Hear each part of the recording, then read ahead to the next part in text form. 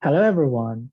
My name is Tian. I'm now a Chinese teacher working for the Northern Ireland Chinese School. And I'm also doing my PhD study in Queen's University, and my research interest is in translation studies, cultural difference and similarities, and cross-cultural communication. So today I want to explore with you one of the examples on how language teaches us how different cultures think or perceive a certain emotion. I find this topic fascinating because there are a lot of meanings that has long been lost within while the characters in Chinese term developed.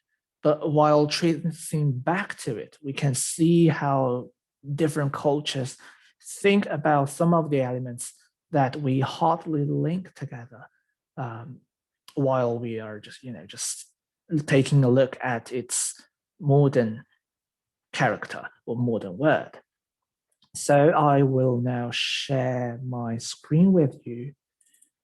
So as you can see, today I will going to talk about happiness in, well, Chinese mostly, but I will give a little bit of comparison between Chinese and Western culture. And what I link happy or happiness with is music and morality. And I will explain it in detail in my later presentation.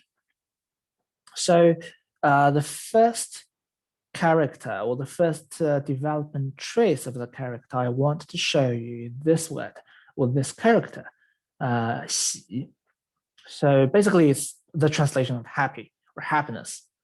As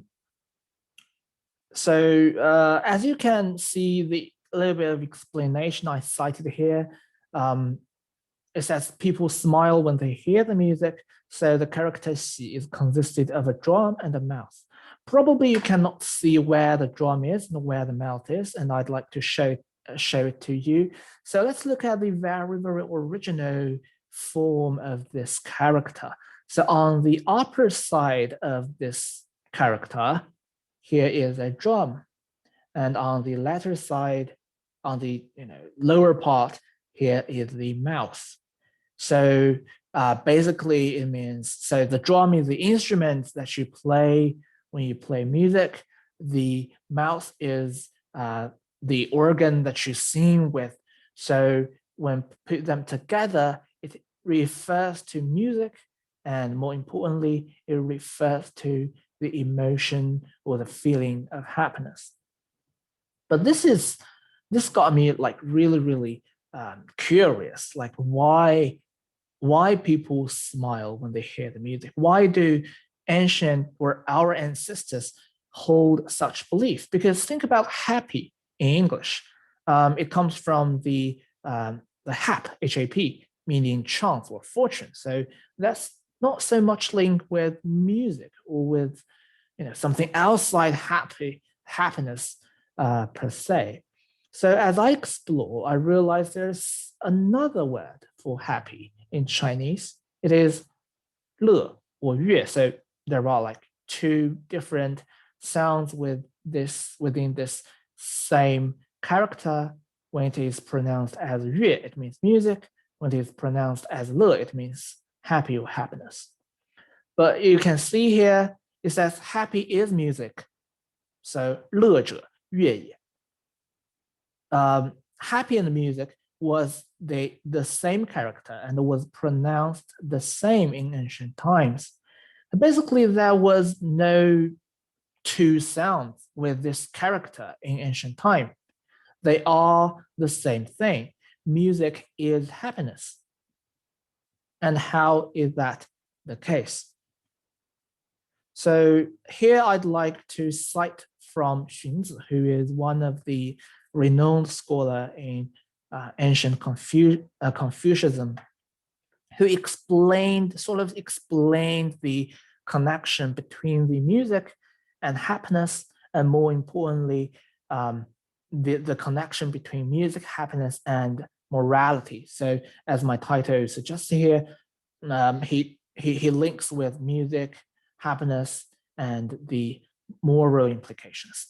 So what he says here, I will just read the English translation of it. So he says, therefore, when the music has full course, the different relations are clearly defined by it.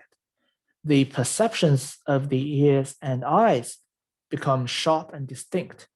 The action of the blood and physical energies is harmonious and calm.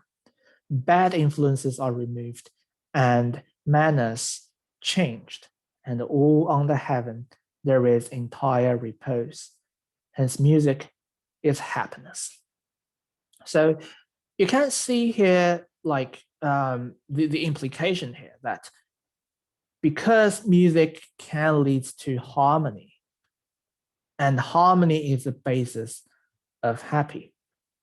So here there is, this sort of harmonious or harmony is moral implication in this citation, and we can see how music is linked with the happy emotion.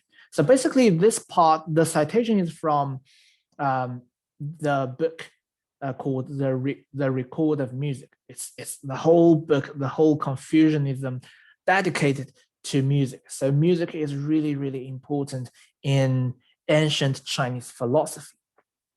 However, as I continue to explore, I realize the link between music, happiness, and morality might not be so foreign from Western society at all.